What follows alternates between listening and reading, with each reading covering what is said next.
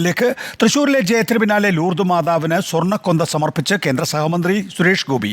സ്വർണ്ണക്കൊന്ത സമർപ്പിച്ച ശേഷം അടിപ്പള്ളിയിലെത്തി സുരേഷ് ഗോപി പ്രാർത്ഥനയും ഗാനാലാപനവും നടത്തി. നന്ദിയാൽ പാടുന്നു ദൈവമേ, അൻപാർന്നൻ ത്യാഗമോർക്കുന്നു. നന്ദിയാൽ പാടുന്നു ദൈവമേ, അൻപാർന്നൻ ത്യാഗമോർക്കുന്നു.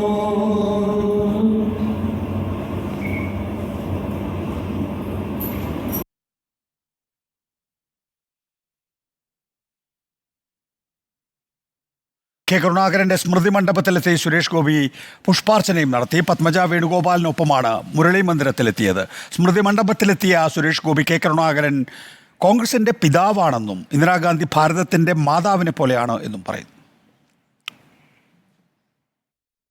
ലീഡർ ശ്രീ കരുണാകരൻ ചെയ്ത കേരളത്തിന് വേണ്ടിയുള്ള അദ്ദേഹത്തിൻ്റെ ഇന്ദിരാഗാന്ധി എന്ന് പറയുന്ന ഒരു ദീപസ്തംഭത്തിലുള്ള ഒരു സ്വാധീനം എന്ന് പറയുന്നത് കേരളത്തിന് നന്മയായി വന്ന് ഭവിച്ചിട്ടുണ്ട്.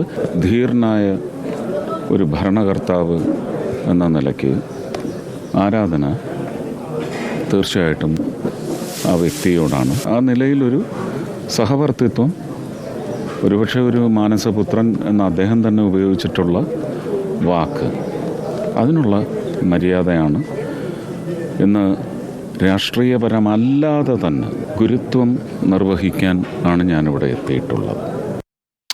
ജെയ്സൺ ചാമോളപ്പിൽ വിശദാംശങ്ങളുമായി.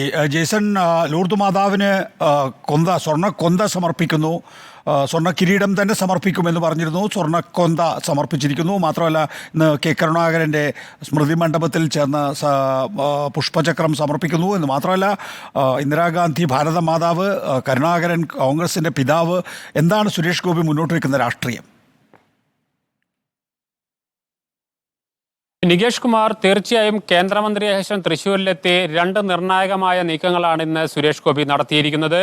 ആദ്യം തന്നെ അദ്ദേഹം കെ കരുണാകരന്റെയും കല്യാണിക്കുട്ടിയമ്മയുടെയും സമാധി മന്ദിരത്തിലെത്തി പുഷ്പാർച്ചന നടത്തുന്നു.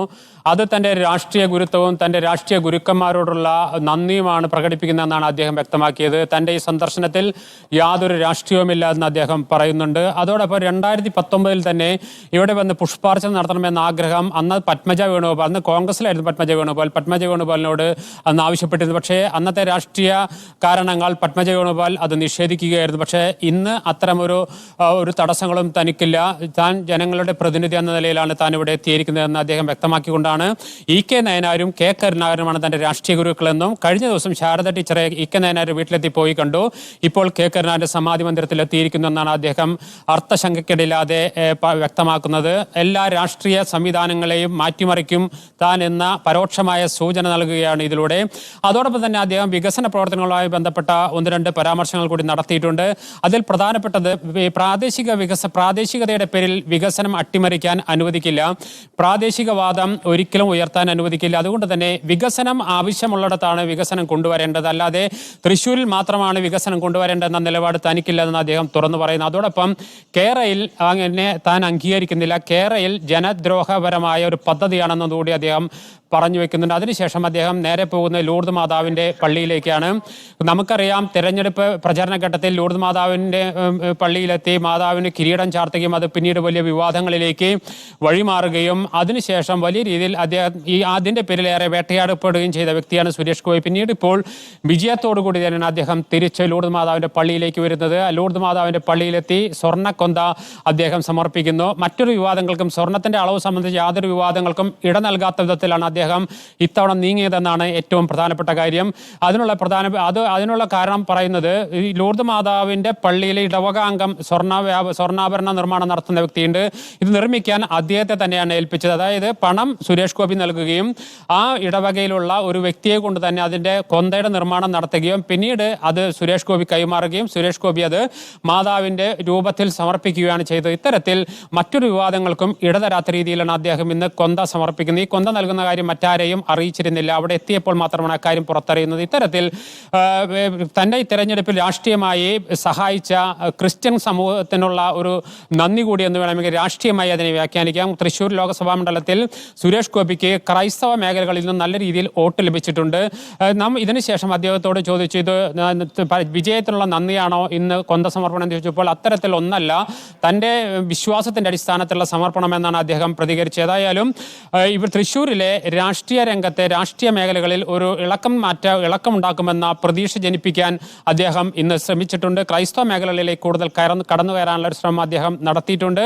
വരും കാലങ്ങളിൽ അതിൻ്റെ ഫലമുണ്ടാകുമെന്നാണ് അദ്ദേഹം പ്രതീക്ഷിക്കുന്നത്. അത്തരത്തിലുള്ള നീക്കങ്ങളാണ് ഇന്ന് തൃശ്ശൂരിൽ നടന്നത്. ആദ്യം കെ കരുണാകരൻ സമാധി മന്ദിരത്തിൽ കോൺഗ്രസ്സുകാരെ ലക്ഷ്യം വെച്ചുകൊണ്ടുള്ളതാണ് എന്ന് നമുക്ക് കൃത്യമായി പറയാനാകും. അതോടൊപ്പം അദ്ദേഹത്തിൻ്റെ വ്യക്തിപരമായ ബന്ധം കൂടി അതിൽ ഉൾപ്പെടുന്നുണ്ട്. അദ്ദേഹം വ്യക്തിപരമായ ബന്ധമാണ് താൻ ഇവിടേക്ക് എത്തിച്ചത് എന്ന് പറയുമ്പോൾ പോലും ഭാവിയിൽ കോൺഗ്രസ് മേഖലകളിൽ വലിയ ഇളക്കമുണ്ടാക്കാൻ കഴിയുമെന്ന പ്രതീക്ഷ BJPക്കുണ്ട്. അതോടൊപ്പം തന്നെയാണ് ക്രൈസ്തവ കേന്ദ്രമായ തൃശ്ശൂർ അതിരൂപത ആർച്ച് ബിഷപ്പിന്റെ കേന്ദ്രമായ ലൂർദ് പള്ളിയിലെത്തി ഇന്ന് കൊന്ത സമർപ്പിച്ചതും. നികേഷ്, ജെയ്സൺ ചാമോളപ്പിലാണ് വിശദാംശങ്ങൾ നടത്തുന്നത്. സുരേഷ് ഗോപി രാഷ്ട്രീയ നീക്കങ്ങൾ നടത്തുകയാണ് തൃശ്ശൂരിൽ. ഒന്ന് കോൺഗ്രസിനെ ലക്ഷ്യം വെച്ച്, രണ്ട് ക്രൈസ്തവ വോട്ടുകൾ ലക്ഷ്യം വെച്ച്.